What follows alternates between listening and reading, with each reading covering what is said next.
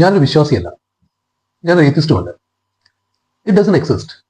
അങ്ങനെ ഒരു സംഗതിയേ ഇല്ല. അങ്ങനെ പറയാൻ സാധിക്കുന്നുണ്ട് തറപ്പിച്ച്. ദൈവമുണ്ട് എന്ന് സ്ഥാപിക്കാൻ ചില വിശ്വാസികൾ കാട്ടിക്കൂട്ടുന്ന കോപ്രായങ്ങളൊക്കെ നമ്മൾ കണ്ടിട്ടുണ്ട് ഒരുപാട്. എന്നാൽ അതുക്കും മീതെ ലെവലിലുള്ള മറ്റൊരു കോപ്രായമാണ് നമ്മൾ ഇന്ന് ചർച്ച ചെയ്യുന്നത്. കാര്യം ദൈവമുണ്ട്, ഉണ്ടായേക്കാം എന്നൊക്കെ പറയാൻ വന്നതാണെങ്കിലും മതവിശ്വാസിയാണ് എന്ന് പറയുന്നത് നാണക്കേടുള്ളത് കൊണ്ട് ഇദ്ദേഹവും ഞാൻ വിശ്വാസി അല്ല കേട്ടോ എന്ന് ആദ്യം തന്നെ പറയുന്നത്.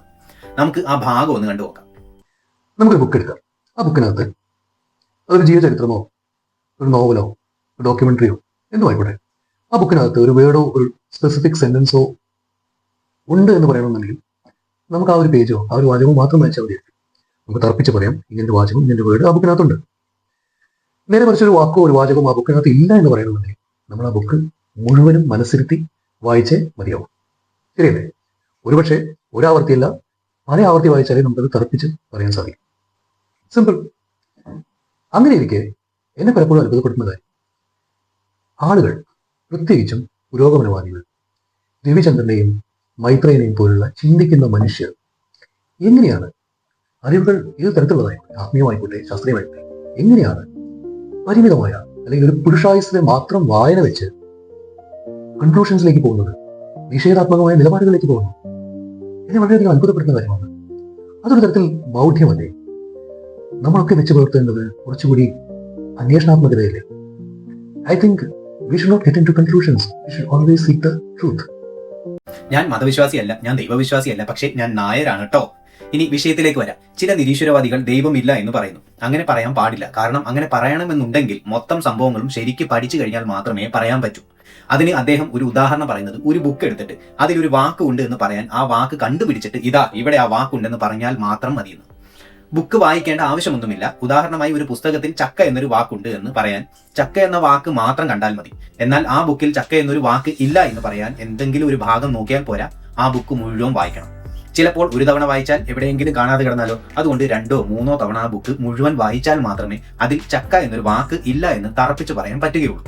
ഇതുപോലെ ദൈവമുണ്ട് എന്ന് ഒരാൾക്ക് പറയാൻ ദൈവത്തെക്കുറിച്ചുള്ള അയാളുടെ സങ്കല്പങ്ങളോ ചിന്തകളോ ആഗ്രഹങ്ങളോ ഒക്കെ മതിയാവും. പക്ഷേ ദൈവം ഇല്ല എന്ന് പറയണമെങ്കിൽ ഈ പ്രപഞ്ചത്തെ ആദ്യം മുതൽ അവസാനം വരെ 2 or 3 വട്ടം സൂക്ഷ്മമായി പരിശോധിച്ച് പഠിച്ചതിന് ശേഷം മാത്രമേ പറയാൻ പറ്റുകയുള്ളൂ എന്നാണ് പുള്ളി ഉദ്ദേശിക്കുന്നത്. 1380 കോടി വർഷം പഴക്കമുള്ള ഈ പ്രപഞ്ചത്തിൽ ഈ പരിശോധനകൾ ഒരിക്കലും സാധ്യമല്ല. അതുകൊണ്ട് ദൈവമില്ല എന്നുള്ള വാദം പറയാൻ പാടില്ല എന്നാണ് ഈ ബുദ്ധിജീവി ചമഞ്ഞ നായരേട്ടൻ പറയുന്നത്.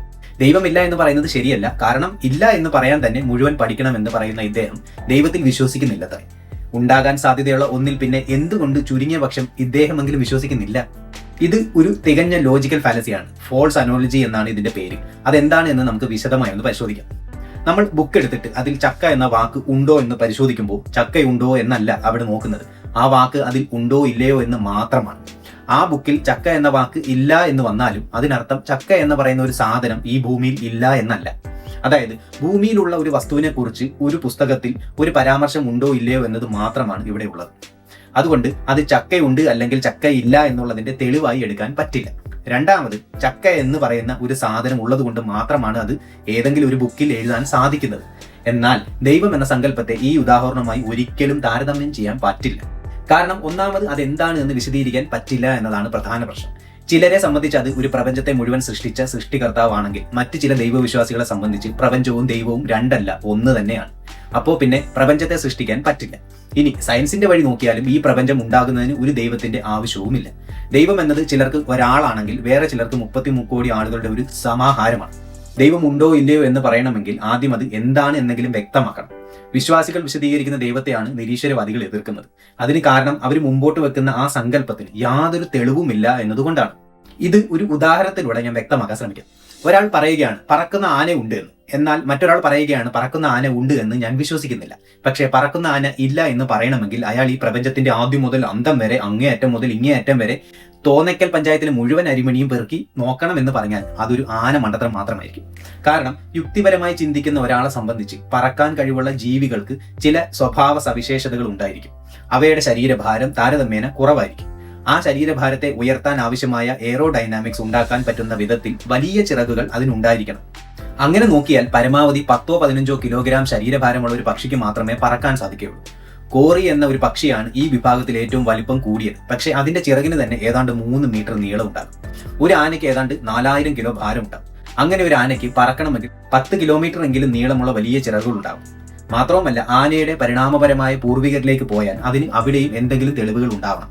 അതുകൊണ്ട് തന്നെ പറക്കുന്ന ആനയെ കണ്ടിട്ടില്ലെങ്കിലും പറക്കുന്ന ആന ഇല്ല എന്ന് യുക്തിബോധത്തിന്റെയും ശാസ്ത്രബോധത്തിന്റെ അടിസ്ഥാനത്തിൽ നമുക്ക് നിഷ്പ്രയാസം പറയാൻ കഴിയും. ഇതേപോലെ വിശ്വാസികൾ ദൈവത്തിന് കൊടുത്തിരിക്കുന്ന സ്വഭാവ സവിശേഷതകളും നിർവചനങ്ങളും പരിശോധിച്ചാൽ അങ്ങനെ ഒരു സംഭവമോ സാധനമോ വ്യക്തിയോ ഉണ്ട് എന്നതിന് യാതൊരു സാധ്യതയും യാതൊരു തെളിവുമില്ല.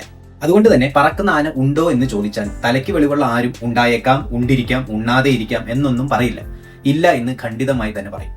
ഉണ്ട് എന്ന് തെളിവ് ഇല്ലാത്ത ഒന്നും നമ്മൾ അംഗീകരിക്കുകയോ വിശ്വസിക്കുകയോ ചെയ്യാറില്ല.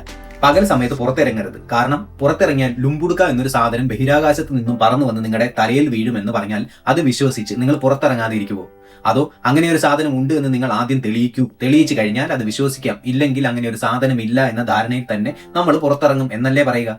അതുകൊണ്ട് ദൈവം ഉണ്ടാവാം, ഉണ്ടിട്ടുണ്ടാവാം, വാദക്കാർ ഇമാതിരി ലോജിക്കൽ ഫാലസിയൊക്കെ മാറ്റിവെച്ച് നിങ്ങൾ ശരിക്കും വിശ്വസിക്കുന്ന ശബരിമലയിലേക്ക് ഒരു കെട്ടും കെട്ടിപ്പോവുകയോ കവിളിലൂടെ ശൂലം കയറ്റി കാവടി എടുത്ത് തുള്ളുകയോ ഒക്കെ ചെയ്യുന്നതാണ് കുറച്ചുകൂടി സത്യസന്ധത. കാരണം അങ്ങനെ ചെയ്യുന്ന വിശ്വാസികൾ അവർ വിശ്വസിക്കുന്നത് തന്നെ ചെയ്യുന്നു.